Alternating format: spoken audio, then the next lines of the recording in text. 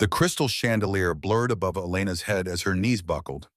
7 months pregnant, designer gown, luxury gala. And the last thing she heard before hitting the marble floor wasn't concern. It was laughter. Cruel, delighted laughter from her husband's mistress, the woman everyone knew about except Elena. But what nobody in that ballroom knew was that her billionaire brother was about to walk through those doors. And he was about to make everyone who laughed regret it. Because this story isn't just about a cheating husband. It's about stolen millions, federal crimes, a mistress who wasn't what she seemed, and a pregnant woman who discovered she was stronger than anyone imagined. Hit that like button, drop a comment with your thoughts, and subscribe because what happens next will shock you. Let's begin. The crystal chandelier above the Metropolitan Arts Gala blurred into a kaleidoscope of light as Elena Brooks felt her knees buckle. 7 months pregnant, squeezed into an emerald gown that no longer fit right, she reached for the auction table but grasped only air. The champagne glass slipped from her fingers first. The sound of crystal shattering against marble echoed through the ballroom like a gunshot. Every head turned. Every conversation stopped. Every phone came out. Elena's vision tunneled. The faces around her stretched and warped. She saw her husband Derek across the room, his hand resting on Sienna Cole's lower back. Too familiar. Too long. His fingers spread wide against the red silk of her dress, the same way he used to touch Elena before the pregnancy, before the distance, before everything changed. Then the floor rushed up to meet her. Her hip hit first, then her shoulder. Pain bloomed hot and immediate. Voices erupted around her, gasps and shouts blending into meaningless noise. Elena's hand instinctively covered her belly. The baby. Please, God, let the baby be okay.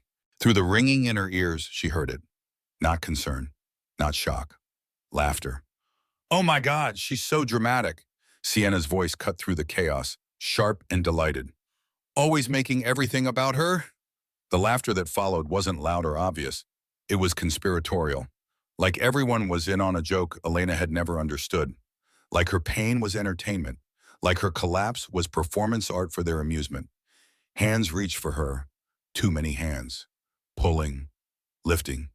Someone's perfume choked her. Too strong. Too sweet. Elena turned her head and dry heaved. Derek appeared finally, crouching beside her in his tuxedo. But his eyes darted to Sienna first, checking on her, making sure she was okay. Then to the crowd, calculating the damage to his reputation. Then, reluctantly, to his wife. Elena, what are you doing? His voice was low, annoyed, like she had spilled wine on his shirt. People are staring. A security guard knelt on her other side. He had kind eyes, older, weathered. Ma'am, can you hear me? Can you tell me your name? Elena, she whispered. Elena Brooks. She used her maiden name without thinking. When had she stopped being Elena Vaughn? Good. That's good. Can you tell me what happened? What happened? Elena's mind spun. She was standing, then she wasn't. Simple. Except nothing about this was simple. Nothing about tonight was simple. Nothing about her life had been simple for 18 months. Maybe longer. Maybe 6 years. I don't know, Elena said. I just felt dizzy, hot. Everything went black. The security guard spoke into his radio.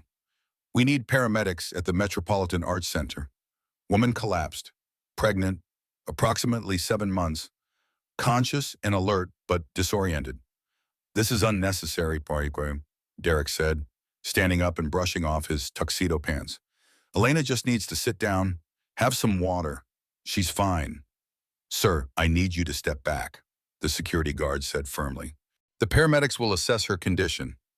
Elena lay on the cold marble floor. Hundreds of eyes stared down at her. Society's matrons in their jewels, businessmen in their power suits, young socialites with their phones out. Recording? This would be on Instagram within minutes. Grace Vaughn's public humiliation. Wife of Derek Vaughn. Pregnant and pathetic. Collapsing at a gala like some Victorian maiden. She closed her eyes. Tried to breathe. In through the nose. Out through the mouth. But her chest felt tight. Compressed by the weight of everyone watching. Everyone knowing what she refused to see. Through the forest of legs and designer gowns, Elena saw Sienna, still standing where Derek left her, 24 years old, beautiful, thin, everything Elena used to be, everything Elena would never be again. Sienna met her gaze and smiled, not a friendly smile, a victorious smile. She raised her champagne glass in a mock toast, to Elena's downfall, to her own triumph. The paramedics arrived, a man and a woman, professional and efficient. They asked questions Elena barely heard. Blood pressure cuffs squeezed her arm, penlight in her eyes, fingers checking her pulse, all while lying on the floor of the Metropolitan Arts Center, all while society watched. Your blood pressure is elevated, the female paramedic said. 150 over 95. That's concerning at this stage of pregnancy. We need to transport you to the hospital for evaluation. No, Elena said automatically. I'm fine. I just need a minute. Ma'am, you collapsed. You're pregnant. Your blood pressure is dangerously high. You need medical attention. Derek crouched down again, put his hand on Elena's shoulder for show, for the cameras, for the witnesses. Elena, honey, let them take you to the hospital, just to be safe. For the baby. For the baby, not for Elena. Never for Elena. Everything was for the baby now. The baby Richard never wanted. The baby that ruined his carefully constructed exit strategy. Elena wanted to refuse, wanted to stand up and walk out on her own, prove she was fine, but her body betrayed her. When she tried to sit up, the room spun. Her stomach lurched. The paramedics caught her before she fell again. We're going to put you on a stretcher, the male paramedic said. Try not to move. They lifted her, strapped her in. The ceiling passed overhead as they wheeled her through the ballroom. Every face turned to watch. Elena kept her eyes closed, couldn't bear to see their expressions. Pity, curiosity, satisfaction. She heard whispers, fragments of conversation floating past. 7 months pregnant and still trying to fit into a size 4. I heard she's been having problems. The pregnancy wasn't planned. Derek must be mortified. Well, what did she expect? Trapping a man like that? The whispers followed her out of the ballroom, down the corridor, into the ambulance bay. Even when the doors closed, even when the sirens started, Elena could still hear them, would always hear them. The emergency room lights burned white and relentless overhead. Elena lay in a curtained bay, the sounds of the hospital pressing in from all sides, machines beeping, voices calling, footsteps rushing past. Somewhere a child cried, somewhere someone moaned in pain. Dr. Julia Townsend pulled the curtain aside and entered. 41 years old, gray streaking through her dark hair, warm brown eyes that had seen everything and judged nothing. She had been Elena's obstetrician since the positive pregnancy test 7 months ago. Well, this is not how I expected to see you tonight, Dr. Townsend said. She washed her hands, snapped on gloves. Tell me what happened. Elena recounted the gala, the dizziness, the fall. She left out the laughter, left out Sienna, left out the way Derek looked at his mistress instead of his wife. Some humiliations were too fresh to speak aloud. Dr. Townsend listened without interrupting. She examined Elena with gentle efficiency, pressed cold fingers against Elena's swollen ankles, wrapped the blood pressure cuff around her arm, pumped it tight, watched the numbers climb. Her expression tightened. 160 over 100, Dr. Townsend said quietly. That's not good, Elena. That's dangerously high. You're showing signs of preeclampsia. What does that mean? It means your blood pressure is so high it's putting both you and the baby at risk. It can lead to seizures, stroke, placental abruption. We need to monitor you very carefully. If your blood pressure doesn't come down, we may need to consider early delivery. Elena's hand went to her belly, protective, instinctive. I'm only 30 weeks. I know, which is why we're going to do everything we can to avoid that. But Elena, I need you to understand how serious this is. Stress is a major factor in preeclampsia. Extreme stress can be life-threatening. Stress, Elena almost laughed. Where would she even begin to catalog the stress?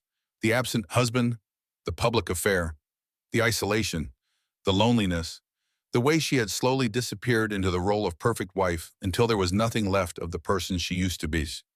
I'll try to relax, Elena said. The words sounded absurd even as she spoke them. Dr. Townsend sat on the edge of the bed, took off her gloves, looked at Elena with those kind, knowing eyes. Elena, I've been a doctor for 20 years. I can read a chart, but I can also read people. Something is very wrong there, and it's not just medical. Do you want to talk about it? Elena opened her mouth, closed it. Where would she start? How could she explain the slow erosion of her marriage, the way Derek stopped touching her, stopped talking to her, stopped seeing her?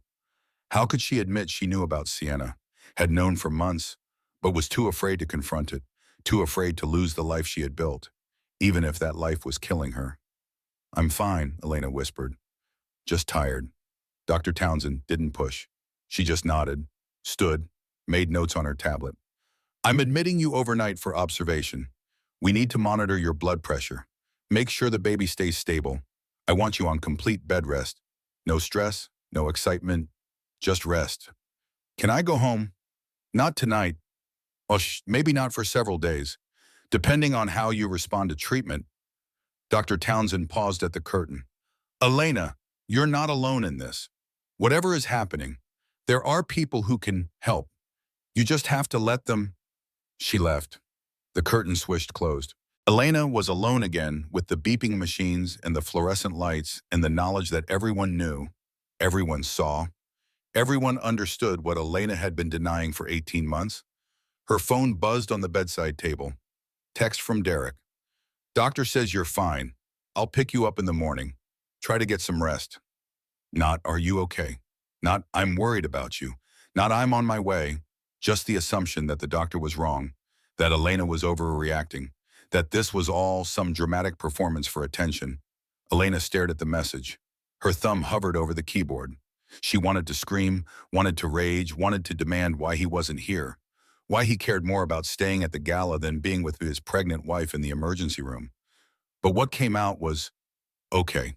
She hated herself for the automatic compliance, for the reflex to make things easy for him, to not make waves, to not be difficult.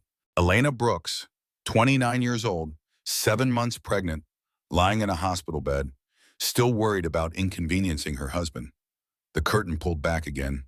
Elena expected a nurse. Instead, Harper Reed burst through, still in her gray courtroom suit, hair pulled back in a severe bun, makeup slightly smeared. She must have run from the car. Harper never ran. Litigation attorneys didn't run. They strode with purpose in commanded rooms. But Harper was running now.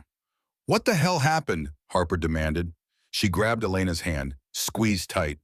I got your text. Left dinner immediately. Are you okay? Is the baby okay? Elena started to give the standard answer. I'm fine. Everything's fine.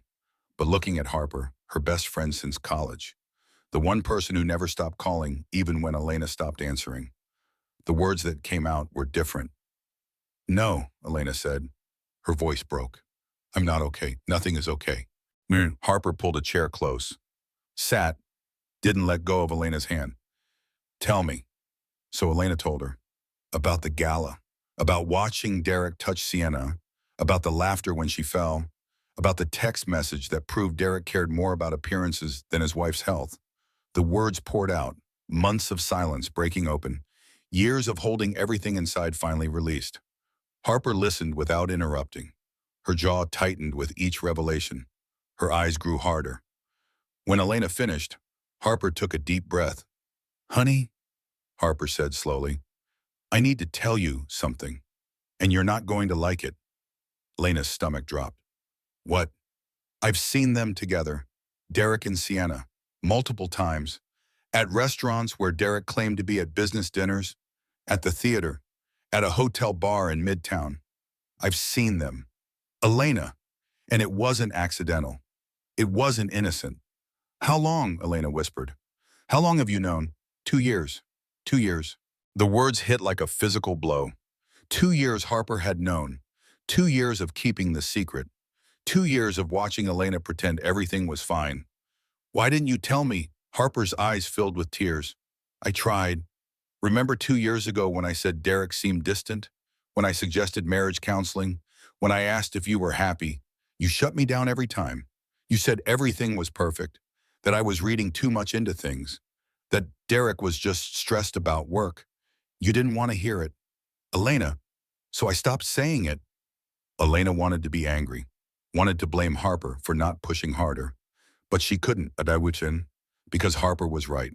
Elena had shut her down, had refused to listen, had built walls around the truth so high that even her best friend couldn't scale them. When did it start? Elena asked. The affair. When did it start? Harper hesitated. I first saw them together about 18 months ago. But Elena, I think it started before that. The way they were with each other, it wasn't new. 18 months. Elena counted backward. Her mind did the math automatically. 18 months ago was right before she got pregnant. Right before that anniversary dinner when Derek suddenly wanted to reconnect. When he gave her diamond earrings and said he wanted to try for a baby. When Elena thought they were rebuilding their marriage. I got pregnant 2 months after you first saw them together, Elena said numbly. I know. He was already cheating, already with her. And then I got pregnant. Yes. Elena lay back against the pillows, stared at the ceiling tiles. 24 tiles in her line of sight. Fluorescent lights buzzing behind translucent panels. Everything in the hospital was designed to be sterile, clean, impersonal, perfect setting for having your life dismantled piece by piece. Her phone buzzed again. Elena looked at the screen. Text from an unknown number. This is Patricia Vaughn. I heard about your episode at the Gala. Very embarrassing for Derek. Please be more careful in the future. Her mother-in-law, not asking if she was okay, not concerned about her grandchild, just worried about embarrassment, about appearances, about Derek's reputation in society circles. Elena showed Harper the message. Harper read it, her expression going cold. That woman is a piece of work. She's always hated me. She's always been jealous of you. You're everything she isn't. Kind, genuine, real. Patricia Vaughn is nothing but old money and new veneers. Despite everything, Elena smiled. Small, brief, but real. Thank you for being here. Where else would I be? You're my sister. Not by blood, but by choice, and that's stronger. Harper squeezed her hand again. Now I need to ask you something important, and I need you to answer honestly. No deflecting, no protecting Derek, just honesty. Okay, Elena nodded. Do you want to save this marriage? The question hung in the sterile air. Elena opened her mouth, the automatic yes formed on her tongue. That's what good wives said. That's what society expected, especially pregnant wives. You fought for your marriage. Oh, wow. You sacrificed. You compromised. You made it work. But what came out was different. I don't know. It was the most honest thing Elena had said in months, maybe years. She didn't know. Didn't know if the marriage was worth saving. Didn't know if Derek even wanted to save it. Didn't know if she had the strength to fight for something that had been dead for longer than she wanted to admit. That's okay, Harper said. Not knowing is better than lying to yourself. And Elena, whatever you decide, I'm here. Legal advice, emotional support, 3 a.m. phone calls. Whatever you need, you're not alone. But Elena felt alone. Desperately. Completely alone. Lying in a hospital bed with a baby inside her and a marriage disintegrating around her, she had never felt more isolated, more adrift, more terrified of the future. Elena woke to sunlight and voices. Her eyes felt gritty. Her mouth tasted like old coffee and regret. The hospital room came into focus slowly. White walls, beeping machines, IV line in her arm. For a moment, she forgot where she was, why she was here. Then memory crashed back. The gala, the fall, Derek, Sienna, everything. The voices were coming from outside her room. Harper's voice, sharp and insistent, and another voice, male, deep, familiar in a way that made Elena's chest ache. The door opened. Harper entered first. Behind her was Grant Ashford, Elena's brother, 37 years old, 6'3", wearing a suit that probably cost more than Elena's wedding dress. His dark hair was graying at the temples. His eyes were the same green as Elena's, the same green as their mother's. Grant, Elena whispered. He crossed the room in 3 strides, sat on the edge of her bed, took her hand in both of his. His hands were warm, solid, real. Hey, Ellie, Grant said softly. He hadn't called her that since they were kids. Harper called me, told me what happened. I got on the first flight out of San Francisco. Tears burned Elena's eyes. She hadn't seen Grant in 3 months, not since Christmas. Derek always had reasons why they couldn't visit. Work obligations, social commitments. Grant's schedule was too demanding. Better to just call, just video chat. Better not to inconvenience him. Elena had believed it, had accepted Derek's excuses, had let the distance grow between her and the one person who had always protected her, the one person who had raised her after their mother died, who had put his own life on hold to make sure Elena had everything she needed. "I'm sorry," Elena said. "I should have called, should have stayed in touch. I've been a terrible sister." "Stop," Grant said firmly. "You've been a wife in a difficult marriage. That's not your fault. But I'm here now, and I'm not going anywhere. So tell me, what do you need?" The question was so simple, so direct. Not what did you do wrong, not how did you let this happen, just what do you need? Elena didn't know how to answer, didn't know where to start. Harper saved her by pulling a chair close and sitting down. I filled Grant in on the basics, the affair, the gala, your blood pressure. He knows about Derek and Sienna. Grant's jaw tightened. "I never liked him. From the first time you brought him home, something was off. But you seemed happy, so I kept my mouth shut. I shouldn't have. You couldn't have known. I should have looked harder, should have asked more questions, should have stayed more involved." Grant took a breath, released it slowly. "But we're not going to waste time on regret. We're going to focus on solutions. Harper says you want a divorce." "Yes." "Good. Derek doesn't deserve you. Never did. But before we start divorce proceedings, I need to ask you something important. And I need you to answer honestly. Do you want to save the marriage?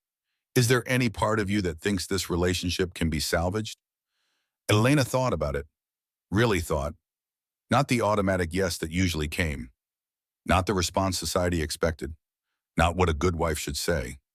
She thought about Derek, about 6 years together, about the man she married versus the man he had become, or maybe the man he always was, and Elena had been too naive to see. She thought about lying in this hospital bed alone while Derek partied with his mistress, thought about the anniversary dinner, the jewelry he bought for Sienna, the years of gaslighting, the isolation, the slow erosion of her self-worth.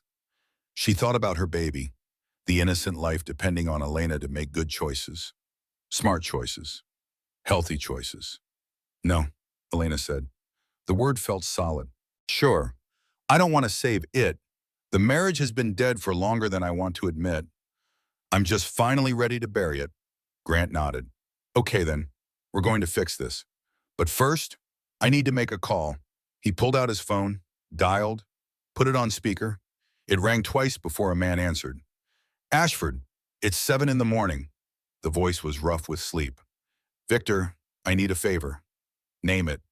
"Everything you can find on Derek Vaughn, hedge fund manager at Vaughn Investments, and Sienna Cole, his executive assistant. I want financials, phone records, emails, property records, everything legal. Everything, let's call it creatively obtained." A pause. "You know that's going to cost you. Bill me. And Victor, I want a full report by end of business today. That's 12 hours. You're the best investigator in New York. You'll manage." Another pause. "This personal, it's for Elena. Say no more. I'll have preliminary findings to you by noon." Where Grant hung up, looked at Elena. Victor Kane is a private investigator. Former FBI. He's going to dig into Derek's life, find out what else he's been hiding. Because men who cheat usually have other secrets too. Elena felt a flutter of hope, or maybe fear. What if he finds something bad? Then we'll deal with it. But knowledge is power. Boom, Ellie. Right now, Derek thinks he has all the power. He thinks you're weak, dependent, that you'll accept whatever scraps he throws you because you have no other options. We're going to show him exactly how wrong he is. The report came at 1 p.m. Victor Kane arrived in person, carrying a leather messenger bag and a grim expression. He was 48 years old, gray-haired, sharp-eyed, with the bearing of someone who had seen humanity at its worst and wasn't surprised anymore. They gathered in Elena's hospital room. Grant, Harper, Victor, and Elena. Dr. Townsend had released her to go home with strict instructions: bed rest, No stress. Follow-up visits 3 times a week. But before Elena could leave, she needed to know, needed to understand what Derek had done, what he was capable of. Victor pulled files from his bag, spread them across the rolling table. Mrs. Vaughn, I'm not going to sugarcoat this. Your husband is in serious legal trouble, the kind of trouble that ends with federal prison. Elena's heart started racing. What do you mean? I mean, Derek has been committing securities fraud for the past 18 months, stealing from his clients, moving money through shell corporations, hiding assets in offshore accounts, and his assistant, Sienna Cole, has been helping him do it. The room tilted. Elena gripped the bed rail. You're sure, completely sure? I have documentation, bank records, emails between Derek and Sienna discussing transfers, using code words, arranging meeting times. They've been systematically emptying client accounts and covering it up with falsified statements. Victor clicked through files on his tablet, turned it so Elena could see, spreadsheets, transaction records, emails with subject lines like Cayman transfer complete and Morrison account adjusted. Everything was professional, clinical, damning. How much money, Elena asked weakly. Approximately $8 million, stolen from 12 different clients over 18 months. Derek's hedge fund was underperforming. He panicked, made bad investments, tried to cover losses with client money. It's a classic Ponzi scheme, using new investors to pay old investors. Except Derek got greedy, started moving money offshore for himself. And Sienna helped him, Harper added. She wasn't just sleeping with him, she was his accomplice, creating false documentation, authorizing wire transfers. She's in this as deep as he is. Elena felt numb, disconnected from reality. Her husband wasn't just a cheater. He was a criminal, a thief, stealing from people who trusted him, people who gave him their retirement savings, their children's college funds, their futures. There's more, Victor said. He pulled up another file. The affair started exactly 18 months ago, right when the fraud began. I have hotel records, restaurant receipts, text messages. Derek and Sienna have been together this entire time. So the affair and the crime started simultaneously, Grant said. Which means they're connected, Harper confirmed. Sienna knows about the fraud because she participated in it. She's leverage, and she's evidence. Elena's mind raced. 18 months ago, right before she got pregnant, right before that anniversary dinner, when Derek suddenly wanted to reconnect. He wasn't trying to save our marriage, Elena said slowly. He was trying to cover his tracks. Make me think everything was fine so I wouldn't ask questions about money. You know, exactly, Harper confirmed. The pregnancy was a problem for him. It locked him to you, made divorce complicated. He couldn't just disappear with Sienna and the stolen money if you were pregnant with his child. That's why he was so upset when I told him, Elena said, memories clicking into place. I thought he was stressed about being a father, but he was stressed because I ruined his exit strategy. Victor nodded. According to the evidence, Derek and Sienna were planning to leave together, move to the Cayman Islands, live off the stolen money. Your pregnancy complicated everything. Did he want me to lose the baby? Elena asked. Her voice sounded hollow, distant. Victor hesitated, looked at Grant. Grant's expression was murderous. Show her, Grant said. Victor pulled up text messages between Derek and Sienna. Elena read them, each word a knife. Derek, she's pregnant. This is a disaster. Sienna, can you convince her to terminate Derek? No, she's Catholic. Won't do it. Sienna, then we wait. Miscarriages happen all the time in the first trimester. Derek, what are you suggesting? But Sienna, I'm not suggesting anything. I'm just saying nature takes its course sometimes. Derek, she's high risk. Doctor said she needs to be careful. Avoid stress. Sienna, so give her stress. Make her life difficult. Sometimes problems solve themselves. Elena stood, walked to the sink, vomited. Harper was there immediately, holding her hair, rubbing her back. Elena heaved until there was nothing left. Just dry heaves and bitter taste. He wanted me to miscarry, Elena said. She rinsed her mouth, splashed water on her face. Her hands shook. Her whole body shook. He tried to stress me into losing the baby. Yes, Grant said quietly. That's what the evidence suggests. Elena turned to face them. 3 people who cared about her, who were fighting for her, who wouldn't let Derek destroy her. What do we do? Elena asked. How do we stop him? We don't have to stop him, Victor said. He's already stopped. The evidence is overwhelming. I've compiled everything into a report. You have 2 options. Option 1, turn this evidence over to the SC and the U.S. Attorney's Office. Derek gets arrested, goes to prison. The stolen money gets recovered and returned to victims. But Elena, you'll be involved in the investigation. Your finances will be scrutinized. Your life will become public. It won't be pleasant. What's option 2? Option 2, use this as leverage in the divorce. Threaten to go public unless Derek agrees to your terms. Walks away quietly, gives you everything you want. No custody fight, no alimony dispute, just a clean break. He keeps his freedom. You keep your privacy. Elena looked at Grant. What do you think I should do? I think, Grant said carefully, that Derek deserves to go to prison. He's a thief, a liar, a man who tried to hurt his own child. He should face consequences. But Elena, it's your choice, your life, your future. Whatever you decide, I'll support you. Elena walked to the window, looked out at the city. New York stretched before her, massive and indifferent. Millions of people living their lives, unaware that Elena's world was collapsing. She thought about her baby, about the life growing inside her, about the future she wanted to build, a future without Derek's shadow, without his toxicity, without his crimes coloring everything. She thought about the clients he stole from, people who trusted him, who needed that money, who had been betrayed just like Elena had been betrayed. They deserved justice, deserved to know the truth. Elena turned to face Victor. Option 1, turn over everything to the authorities. I want Derek arrested. I want him prosecuted. I want him in prison where he belongs. Harper smiled, fierce and proud. That's my girl. But, Elena continued, I want Sienna arrested too. She's not a victim. She's an accomplice. She helped him steal. She encouraged him to hurt me, to hurt my baby. She doesn't get to walk away from this. Agreed, Victor said. Bah. The evidence incriminates them both. They'll both face charges. How long until they're arrested? I'll take this to the U.S. Attorney's Office this afternoon.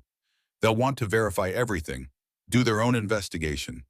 But with documentation this complete, I'd say Derek and Sienna will be arrested within a week, maybe sooner. A week. 7 days. Elena had 7 days before her life exploded into public scandal. 7 days to prepare, to rest, to get ready for the storm coming. One more thing, Elena said. The prenup. Derek made me sign a prenup before we got married. He said it was standard, that his family insisted. I didn't read it carefully, just signed where he told me to sign. Harper and Grant exchanged glances. Elena, Harper said slowly, I need you to find that prenup because I checked the county clerk's office. Nothing is on file. Prenups have to be filed to be legally binding. If Derek didn't file it, it doesn't exist. Why wouldn't he file it? Because he's sloppy, arrogant. He assumed you'd never challenge him, never fight back.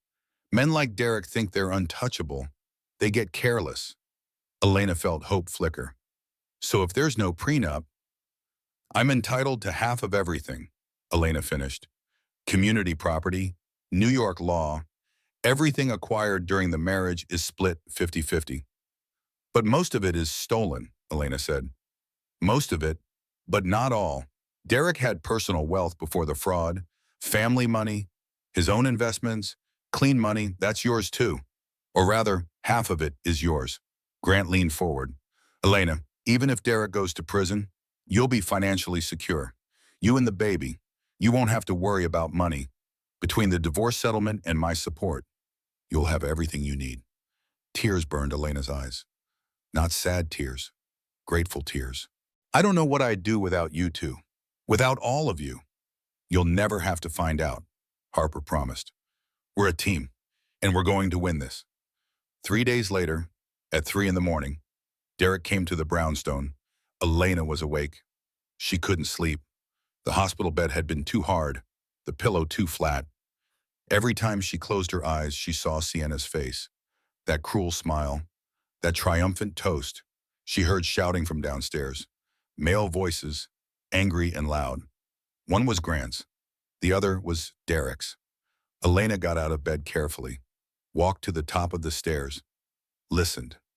"Where is my wife?" Derek demanded. "I know she's here. I want to see Elena now." "Elena is resting," Grant said. His voice was cold, controlled. "Doctor's orders. You're not seeing her. I'm her husband. You can't keep me from her. That's illegal. That's kidnapping. Elena is an adult. She chose to come here. That's not kidnapping. That's called leaving your lying ass." "You have no idea what you're talking about. You've always been jealous of me. Jealous that Elena chose me over staying close to you. You never wanted her to get married, never wanted her to be happy." Grant's laugh was sharp, cold. "Happy. You think Elena was happy? She collapsed at a gala because her blood pressure was so high from stress. Stress you caused. Stress from watching you parade your mistress around like she's your wife. I don't know what Elena told you, but Vanessa is my assistant. Nothing more. Elena is paranoid, hormonal. The pregnancy has made her unstable. Gaslighting doesn't work on me. Derek, I've seen the evidence, the hotel records, the restaurant receipts, the text messages. I know about the affair. I know about everything." A pause, then Derek's voice, lower, more dangerous.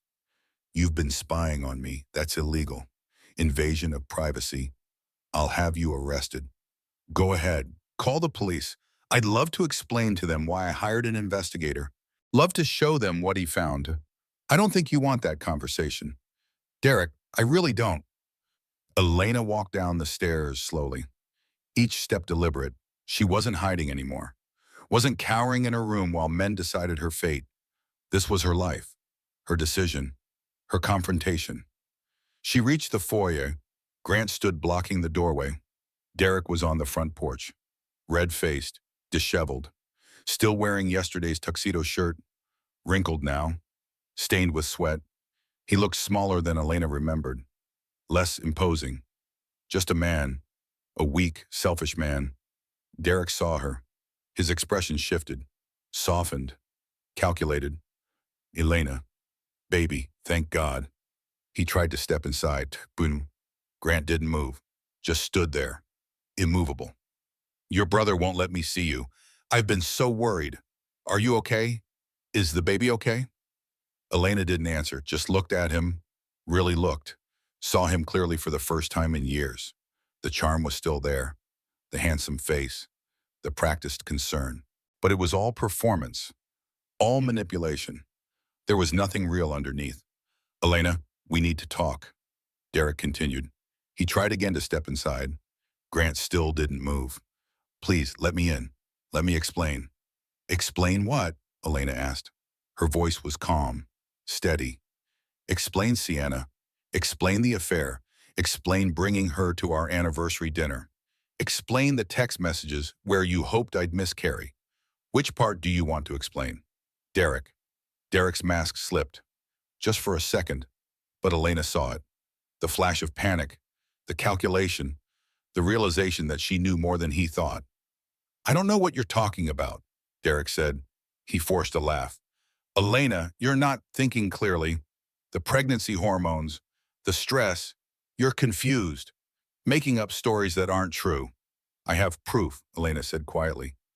"Bank records, emails, text messages, photos. I have everything." "Derek, your investigator was very thorough. Or rather, my brother's investigator was very thorough." Derek's face went pale, actually pale. The blood drained from his cheeks. His eyes darted to Grant, then back to Elena. "You hired an investigator, Elena. That's insane. That's paranoid. You violated my privacy." "You violated our marriage," Elena shot back. "You violated my trust, my dignity, my health. You don't get to talk to me about violations.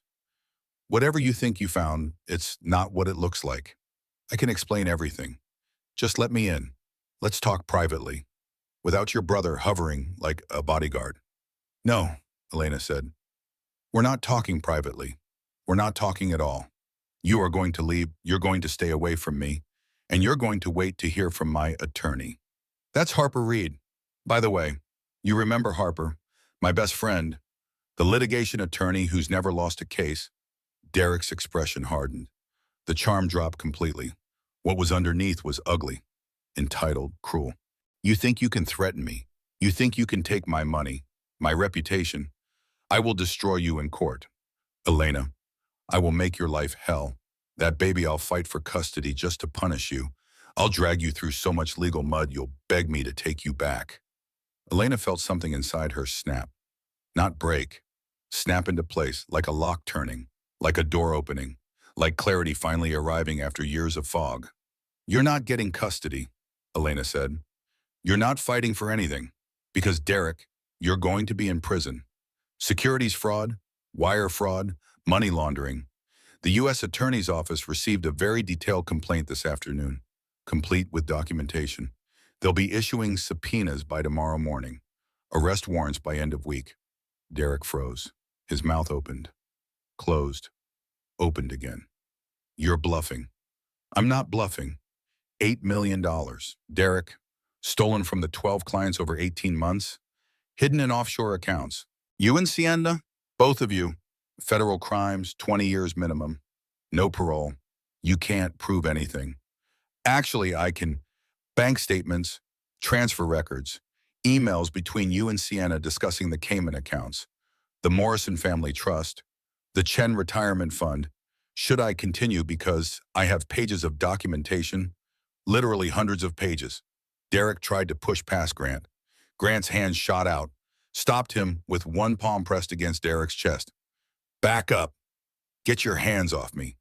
Then stop trying to enter a private residence without permission. That's called trespassing.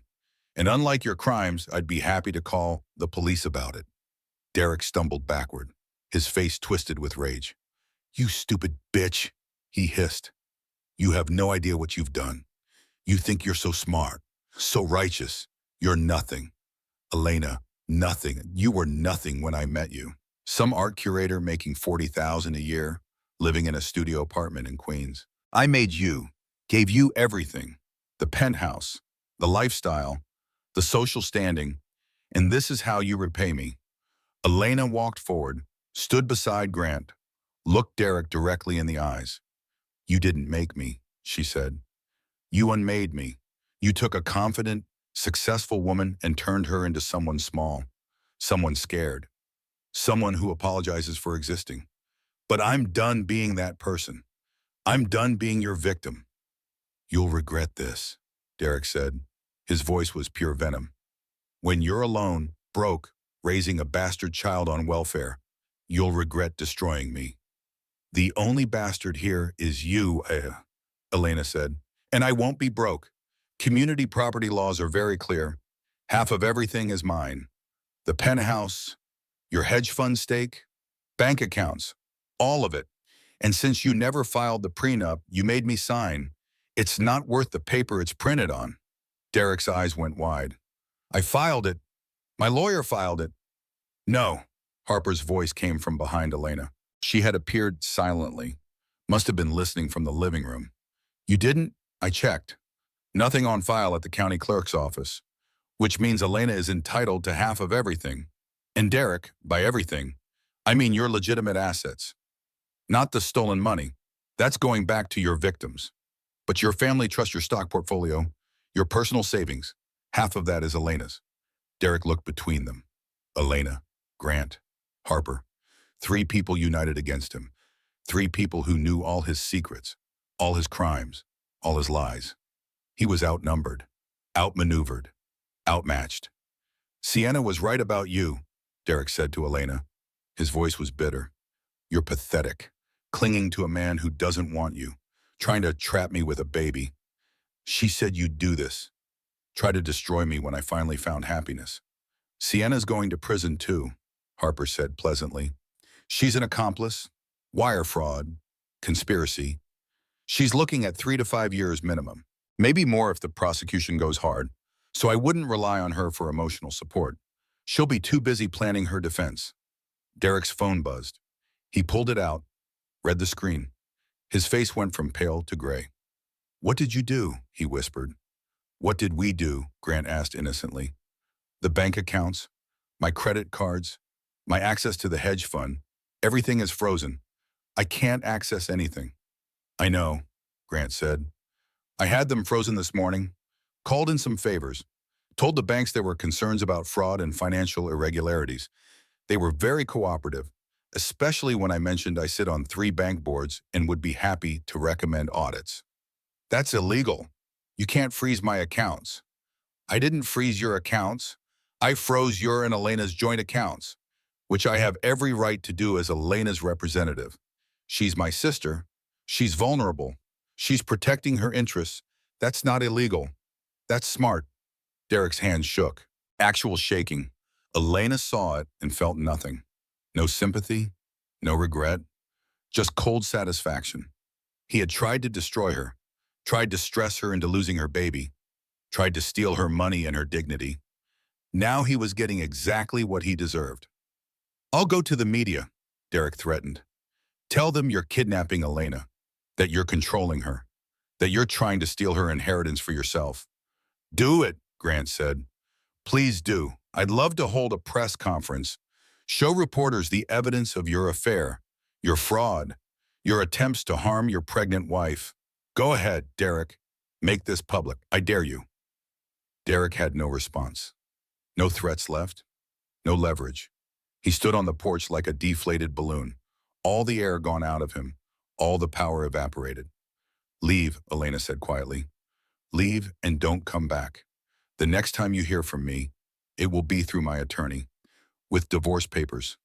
Until then, stay away from me. Stay away from this house. Stay away from my family." "That baby is my family's," Derek said. "One last desperate attempt. That's my child. You can't keep me from my own child." "Watch me," Elena replied. "You're not on the birth certificate. You have no legal rights, no claim. And if you try to establish paternity, I'll make sure the judge hears every detail of how you hoped I'd miscarry, how you tried to stress me into losing the baby, how you called our child a disaster, a problem, something you wished would just go away. No judge will give you custody or even visitation. You'll be lucky if they don't charge you with attempted fetal harm." Derek's face crumpled. For a moment, Elena almost felt sorry for him. Almost. Then she remembered the laughter at the gala, the anniversary dinner with Sienna, the text messages, the stolen money, the lies upon lies upon lies. "Goodbye, Derek," Elena said. "I'd say it's been nice knowing you. But we both know that would be a lie, and I'm done with lies." She turned and walked back into the house. Didn't look back, didn't wait to see his reaction, just walked away. Grant and Harper followed. The door closed behind them, locked, secured, safe. Elena walked to the living room, sat on the couch, her mother's couch, the one they used to curl up on together for movie nights. She felt the baby kick. Strong, healthy, alive. They had survived, both of them, against all odds. Grant appeared with a glass of water. Harper brought a blanket. They settled on either side of Elena, protective, supportive, present. "He's going to try again," Elena said. "He won't give up that easily." "Let him try," Grant replied. "Every attempt he makes, every threat he issues, is more evidence for your custody case, more proof that he's unstable, dangerous, unfit. What if he convinces people I'm lying? What if society sides with him?" "Society doesn't matter," Harper said firmly. "Courts matter, evidence matters, truth matters. And Elena, the truth is on your side, completely, overwhelmingly, undeniably. Derek is finished. He just doesn't know it yet." Derek was arrested 4 days later. Not a week. 4 days. The U.S. Attorney's Office moved faster than Victor expected. The evidence was too damning, too complete, too urgent. Elena was home when it happened, resting in her childhood bedroom. Grant had set up the nursery in the room next door. Soft yellow walls, white crib, rocking chair by the window, a space full of light and hope and possibility. Harper called with the news. "They got him. Federal agents arrested Derek at his office this morning. Sienna too. They're both in custody." Elena sat on the edge of her bed, phone pressed to her ear. What happens now? Arraignment tomorrow morning. They'll be formally charged. Bail will be set. Derek's attorney will argue for release, but with the offshore accounts and flight risk. I'm guessing the judge denies bail. He'll sit in jail until trial. How long will that take? 9 to 12 months, maybe longer. Federal cases move slowly, but Elena, they have him. He's not getting out of this. The evidence is overwhelming. Elena should have felt triumphant, victorious, but mostly she felt tired, bone-deep tired, the kind of tired that came from carrying too much weight for too long. Thank you, Elena said, for everything. Don't thank me yet. We still have the divorce to finalize, custody agreements to draft, assets to divide. This is just the beginning. I know, but Harper, thank you anyway, for being here, for fighting for me, for not giving up when I gave up on myself. Never saw her, Harper said. Her voice was fierce. I'll never give up on you. That's what sisters do. The arraignment was the next morning. Elena didn't have to attend. Harper said it was optional. But Elena wanted to be there, wanted Derek to see her, wanted him to know she was still standing, still strong, still here. She dressed carefully. Navy blue dress that fit her pregnant body, simple jewelry, hairstyled, makeup done. She looked good, healthy, put together. Not like a victim, like a woman who had survived, who was thriving. Grant drove her to the courthouse. Harper met them outside. The media was there. Cameras, microphones, reporters shouting questions. Mrs. Vaughan, how do you say your name? Are you relieved? Will you divorce with him? When is the baby due? Grant's security team created a path. Elena walked through, head high. She didn't hide, didn't shrink. Let people stare. Let them whisper. She had nothing to be ashamed of, nothing to hide. The courtroom was packed. Society people, Derek's former clients, lawyers, journalists. Everyone wanted to watch the fall of Derek Vaughan. From hedge fund darling to federal criminal, it was the scandal of the season. Elena sat in the gallery, Grant on one side, Harper on the other, protected, supported. The bailiff called court to order. Everyone stood. Judge Margaret Harrison entered. Older woman, stern expression, no nonsense demeanor. She sat. Everyone else sat. The door opened. Derek was brought in. Orange jumpsuit, handcuffs, shackles. He looked smaller, diminished, gray under the fluorescent lights. His eyes scanned the courtroom, looking for friendly faces. Found none. Then they landed on Elena. For a moment, they just stared at each other. 6 years of marriage reduced to this. Him in chains, her free, him guilty, her vindicated. The expression on his face was complex. Surprise, anger, something that might have been regret, but probably wasn't. Elena didn't react, didn't smile, didn't glare, just looked at him with complete indifference. The opposite of love wasn't hate, it was apathy, and Elena felt nothing. He was a stranger, a criminal, someone she used to know. Nothing more. Judge Harrison read the charges. Securities fraud, wire fraud, money laundering, conspiracy. Each charge carried years of prison time. The prosecution outlined the case. $8 million stolen, 12 victims, 18 months of systematic theft, documentation, evidence, witnesses. The case was airtight. Derek's lawyer tried to argue for reasonable bail, cited Derek's ties to the community, his clean record, his cooperation. Judge Harrison was unmoved. Mr. Vaughan has access to millions of dollars hidden in offshore accounts. He is an extreme flight risk. He has demonstrated willingness to commit federal crimes. Bail is set at $5 million. Cash, no bond, cash only. Derek's lawyer objected. The judge overruled. Derek was going to stay in jail. No bail, no freedom, not until trial, which could be 9 to 12 months away, maybe longer. Patricia Vaughan stood. Derek's mother, 72 years old, elegant in her Chanel suit, cold in her expression. Your Honor, I'd like to address the court. Proceed. I'm Derek's mother. I want the record to show that our family does not condone these alleged actions.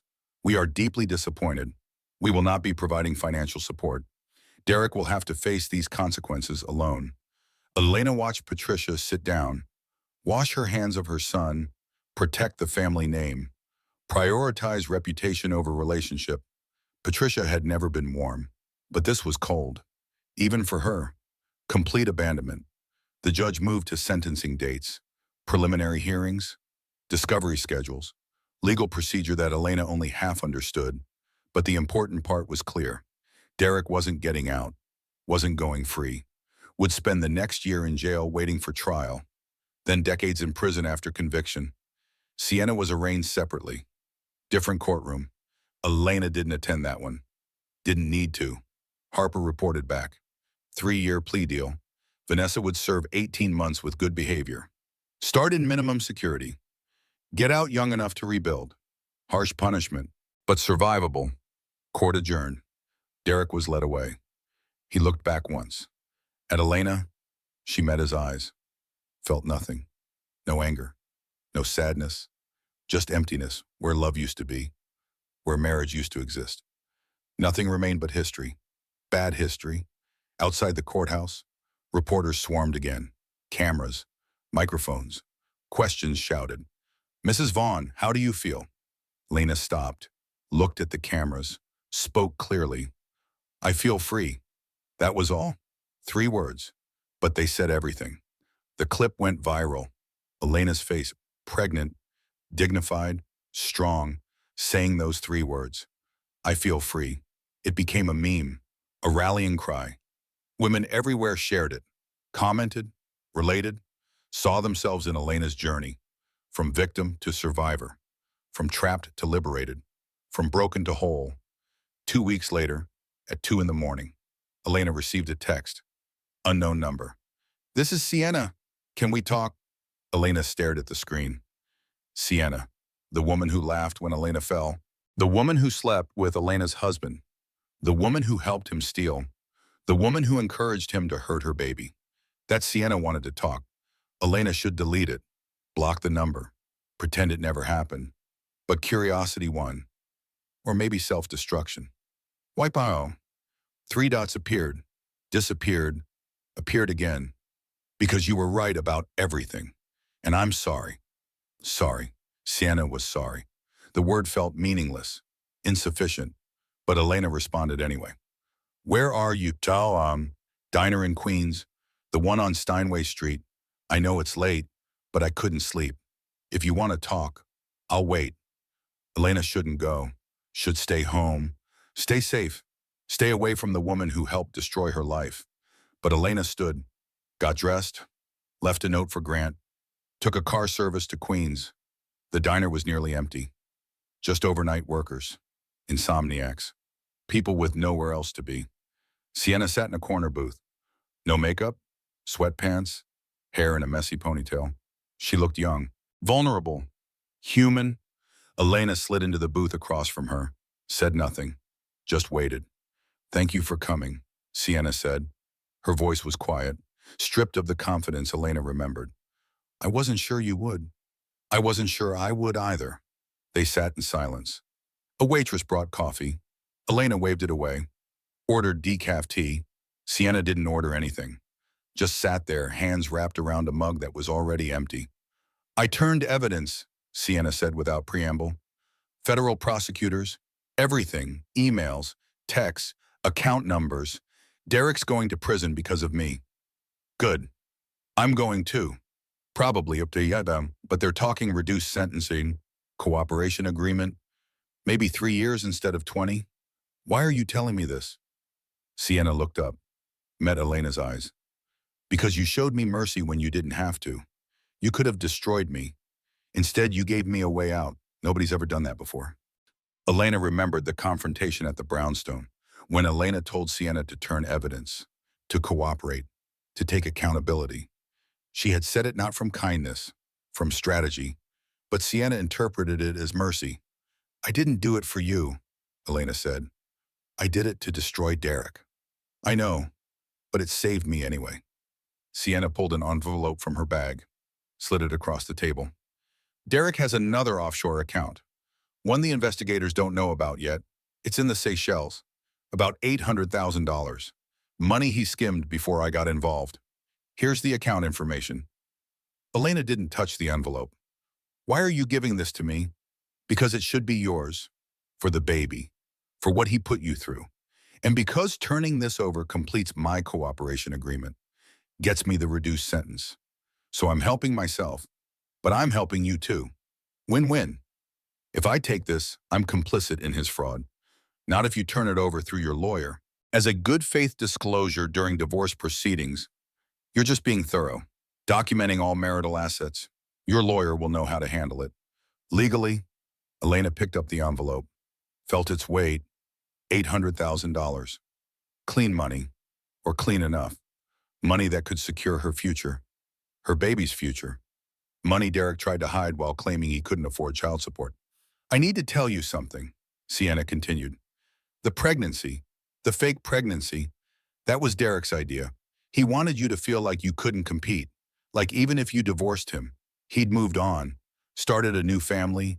He wanted you to feel worthless. Elena had known this. Victor's investigation found the fake pregnancy tests, but hearing it from Sienna made it real, made it hurt in a new way. Why did you agree to it? Because I was stupid, 24 years old, thought I was in love, thought Derek would leave you for me. He promised he would, said you were cold, that you didn't understand him, that the marriage was dead, that you trapped him with the pregnancy. Sienna laughed, bitter. I believed every word, believed I was special, different, the one who really understood him. Did he tell you about the other women? Sienna's head snapped up. What other women? There were others before you. A paralegal at his firm 3 years ago. A client's daughter 2 years ago. Probably more I don't know about. You weren't special. Sienna, you were just next in line. The color drained from Sienna's face. He told me I was the only one, that he'd never cheated before me, that what we had was different. He lied. That's what Derek does. He lies. He manipulates. He takes vulnerable women and makes them feel special. Then he uses them, discards them, moves on to the next one. You and I are just two in a long line of women he destroyed. Sienna started crying. Quiet tears. Not dramatic. Just sad. I wasted 2 years of my life on him. Became a criminal for him. Lost myself for him. And I was just another conquest. Another disposable woman. Elena should have felt satisfaction, vindication, but mostly she felt tired, and something like sympathy. Sienna was 24, Elena was 29. 5 years didn't seem like much, but they were 5 years of experience, 5 years of learning who to trust, 5 years of building boundaries. Sienna didn't have those years yet. She was still learning, still making mistakes. What will you do? Elena asked. After prison. I don't know. My parents won't talk to me. My friends have all disappeared. My career is over. I have nothing. I am nothing. You're 24 years old. You made terrible choices. You hurt people. You hurt me, but you're not irredeemable. 3 years is enough time to get a degree, learn a trade, figure out who you want to be. You can rebuild. Who's going to hire a convicted felon? Plenty of places. If you own your mistakes, take responsibility, show genuine remorse. People believe in redemption, Sienna, but you have to earn it. You have to do the work. Sienna wiped her eyes. Why are you being nice to me? I destroyed your life. You didn't destroy my life. You participated in damaging it. But Derek destroyed it, or tried to. The difference is important. And I'm not being nice, I'm being realistic. You're going to prison. You're going to lose everything. Punishing you more than that accomplishes nothing.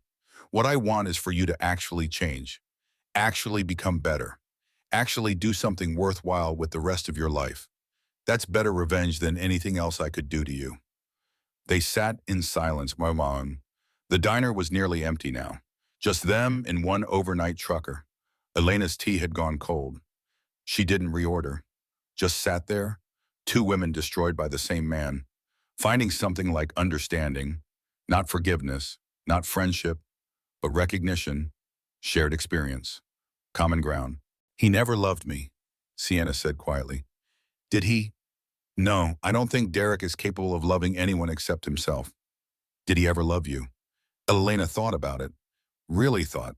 I don't know, maybe in the beginning, or maybe I just wanted to believe he did. Maybe I love the idea of being loved more than I love the actual person. I don't know anymore. I'm sorry if Sienna said again, for all of it, for sleeping with your husband, for laughing when you fell, for the fake pregnancy, for encouraging him to hurt you, for everything. I know sorry isn't enough, would I go on, but I am sorry. I know, Elena said, and she did. Sienna's regret was genuine. Too late, too little, Puit, but genuine. I'm sorry too, Elena added, for what you didn't do anything wrong. I stayed too long, ignored too many signs, let him isolate me from people who cared, let myself become small. I'm sorry I wasn't stronger. Sorry I didn't see clearly sooner. Sorry I let it get this bad before I left. That's not your fault. That's what abusers do. They make you doubt yourself, make you think you're the problem. That's not weakness. That's trauma. Elena looked at Sienna, really looked, saw intelligence there, pain, genuine remorse. This woman had made terrible choices, had hurt people, had broken laws, but she wasn't a monster, just damaged, lost, young, not so different from Elena at 24, before Derek, before marriage, before everything got complicated. What will you do? Sienna asked. After the divorce, after Derek goes to prison, I'm going to raise my baby, figure out who I am without him, maybe go back to work. I was an art curator before. I was good at it. I loved it. I gave it up because Derek said he wanted a wife who could focus on family. But I miss it, miss having something that was mine. You'll be good at it again. You'll be good at being a mother too, I can tell. How can you tell? Because you had the strength to leave. To protect your baby from toxicity? That's good mothering right there. Everything else is just details.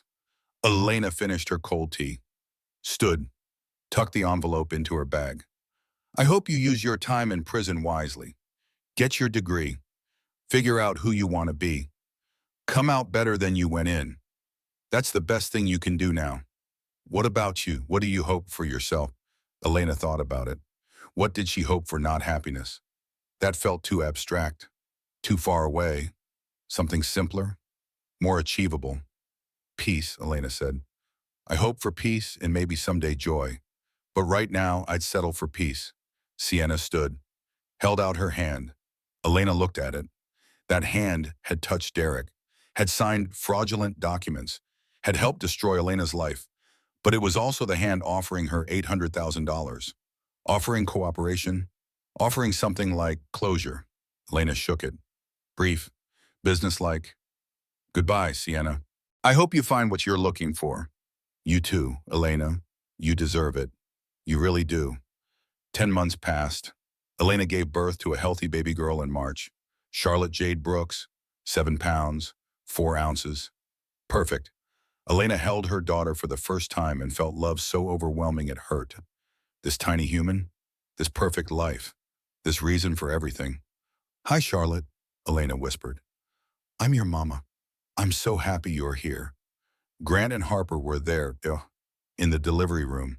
Her family, chosen and biological, united, strong. She's beautiful, Grant said, tears on his face. Mom would have loved her. The divorce was finalized 3 months after Charlotte's birth. Derek didn't contest, didn't fight. He signed everything Harper put in front of him from prison. Elena got sole custody. All marital assets to be divided. No visitation rights for Derek. Restraining order, keeping him away. Clean break. The penthouse sold. Too many bad memories. Too much Derek. Elena took half the proceeds, $2 million, added to the $800,000 from the Seychelles account, the insurance payout, the stock portfolio, her half of everything. Elena was financially secure. Charlotte would want for nothing. But more than money, Elena had herself back, her identity, her career, her future. Linda Morrison from the museum called 2 weeks after Charlotte was born, offered Elena a part-time research position, flexible hours, work from home, designed for mothers. Elena accepted.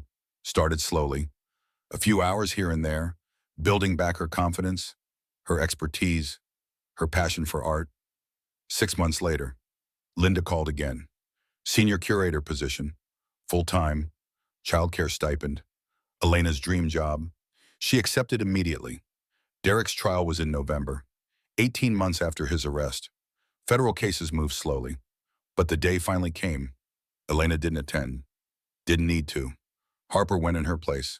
Texted updates throughout. Jury selection complete. 12 jurors, 6 alternates. Trial starts Monday. Prosecution opening statements. They're laying out the whole scheme. Jury looks engaged. Victor testified today, presented all the evidence, bank records, emails, the whole thing. Derek's lawyer tried to discredit him. Didn't work.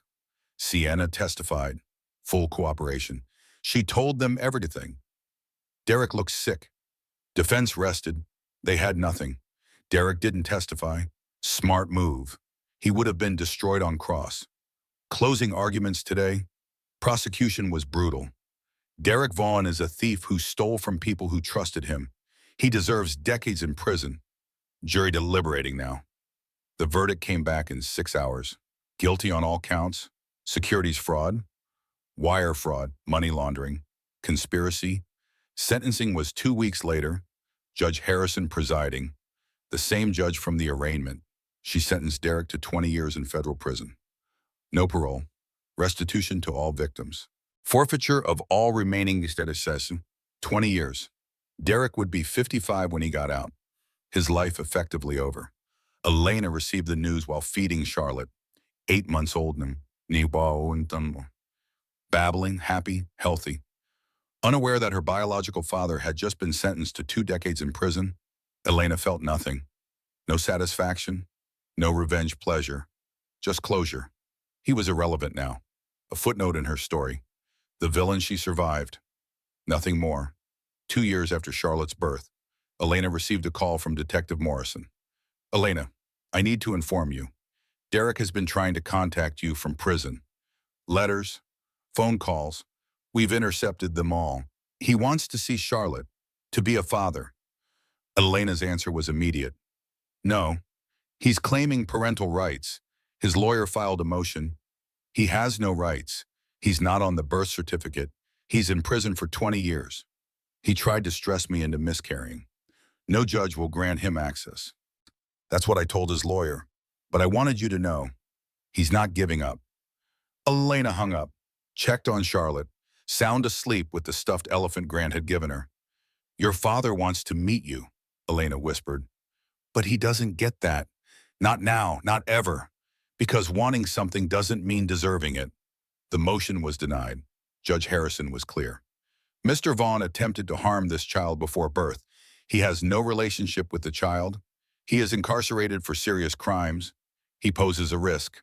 Motion denied. No visitation. No contact. Ever.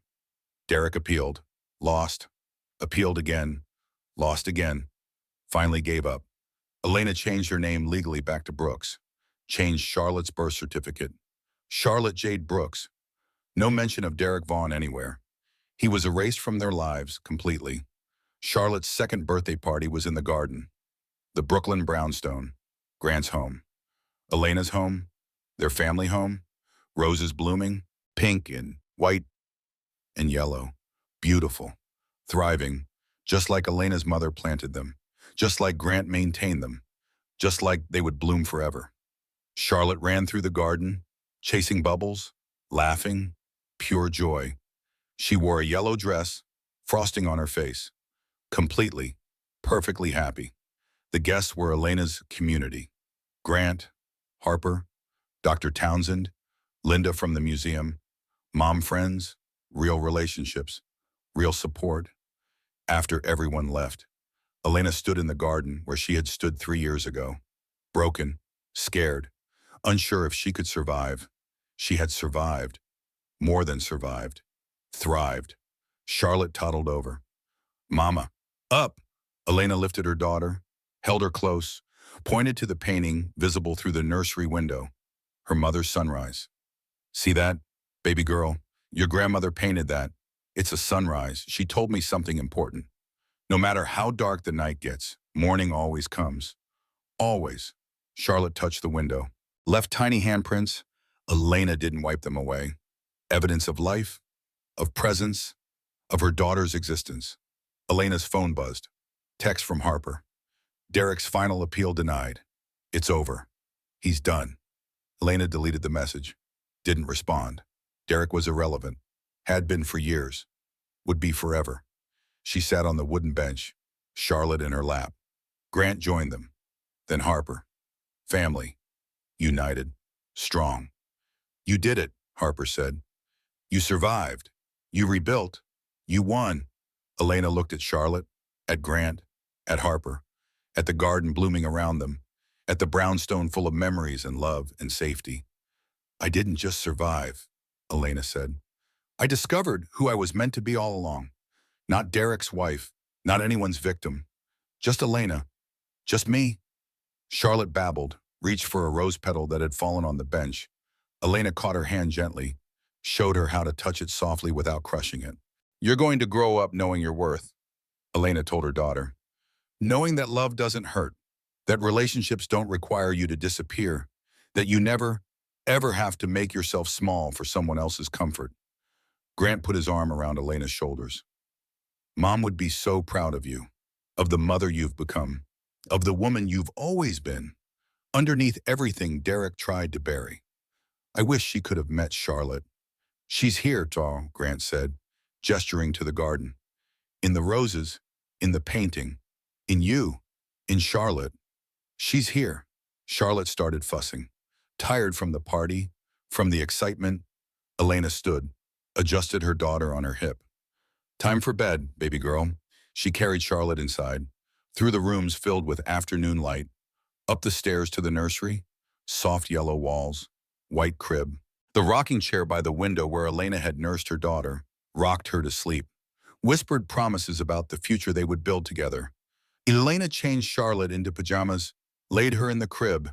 Charlotte's eyes were already closing, tiny fists curling around the stuffed elephant. I love you, Elena whispered, more than anything in this world. And tomorrow, when you wake up, it will be a beautiful day, because every day with you is beautiful. She stood there for a moment, watching her daughter sleep. This perfect life she had almost lost. This perfect future she had fought so hard to protect. Elena walked to her own room, the room she grew up in. The glow-in-the-dark stars were still on the ceiling, barely visible in the fading light. She had put them up with Grant when she was 10 years old. They had lasted all these years, still glowing, still there. She opened her journal, the one she had kept through everything, every fear, every triumph, every moment of doubt and clarity. She turned to a fresh page and wrote, 3 years ago tonight, I collapsed at a gala while everyone watched and laughed.